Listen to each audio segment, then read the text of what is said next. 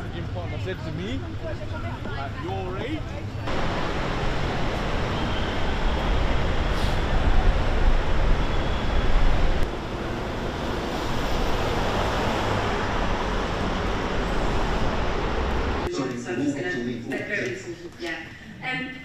I mean, I'm not surprised either, but I think on the kind of slightly more boring electoral point, I think they managed to assemble I get childishly excited about elections, but also, I mean, this is exciting because this is what universities should do.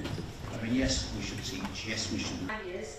When the sort of exit poll dropped in 2019, I was in a accounting centre in Sunderland, and I think if you would have told everyone there at that time what was going to happen. I expected the broad range of the Labour majority because the MRPs have predicted it. There are certain things about it I didn't expect. The high number of seats for reform, SNP have underperformed compared to what I had expected, and the Tories have done pretty well compared to some of the dire predictions.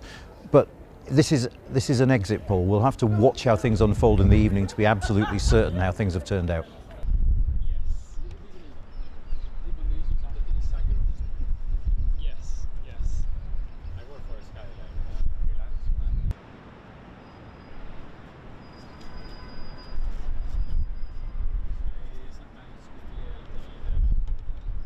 The exit poll has got more reliable over time. They've honed their mathematical model, they've honed the way they do the surveys at the polling stations. However, as always, it is merely a forecast, a projection. If we really want to know what happens, we're going to have to stay up all night and watch the results come in, because a lot of the races that the exit poll has forecast are going to be very, very close indeed.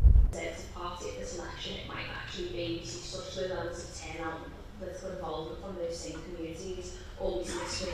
So I started talking now.